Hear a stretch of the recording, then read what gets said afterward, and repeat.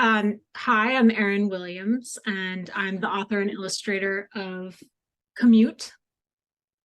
It's called in English, or Tren in Spanish.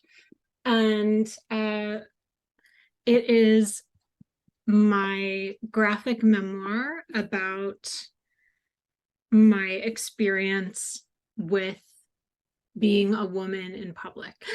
It was very painful to write. Some people ask me if creating the book was cathartic, but for me it wasn't, because I had to relive a lot of these experiences, not just to write about them, but to draw them.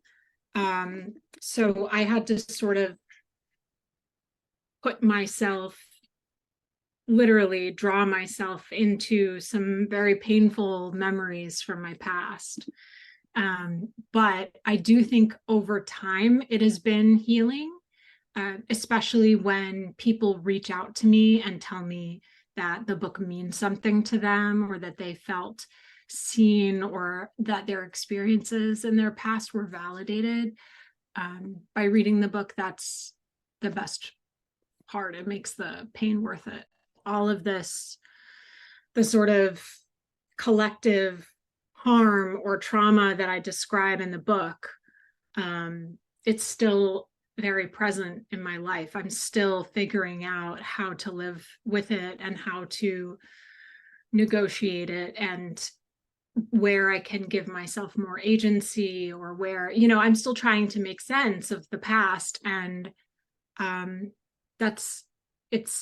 it's a me project. I mean, look, it's culture, right? It's like you're swimming in the soup of the culture. I don't think that, I mean, the thing that I hear from men who read the book most is that they weren't aware of the harm that they may have caused, right? So I hope that it is a tool for awareness. I mean, it's a tricky question. Like it's, women are far more often, I would say, harmed rather than harming in these situations because of the cultural soup. One of the things about one of the things, important things around the discussion of consent is when you're 16 or 18 or 22, like I was in these, or any age really, and you are so drunk that you can't walk, or even less drunk, you can't consent. You can't say yes because you're not there. I was so desperate to connect to other people, and this was the way that I knew how to get people to engage with me, because they wanted something from me, right? They wanted sex. My relationship to myself is always in flux, I think. And I have good days and bad days, but it's been a really long-term process of healing for me. I'm sort of the same way that I was able to write a really vulnerable book. Like I feel like a wounded animal a lot of days,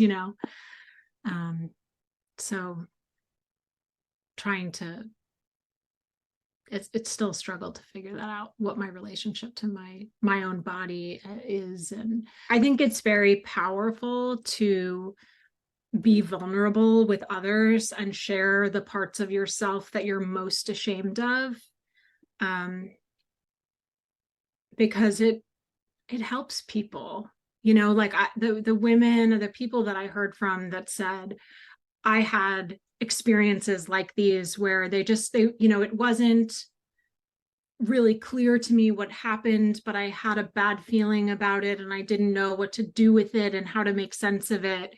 I felt that was something that was sort of missing from the Me Too conversation around when I created this book, that sometimes there are situations that feel uncomfortable.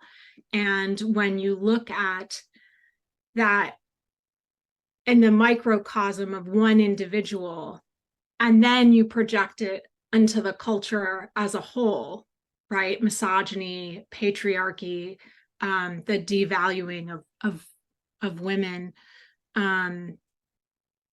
There's certainly a connection there that I wanted to explore. And when you use yourself, when I used myself as an example in my shame to make those connections visible, and also I think to show how it's possible to heal from past trauma and move forward.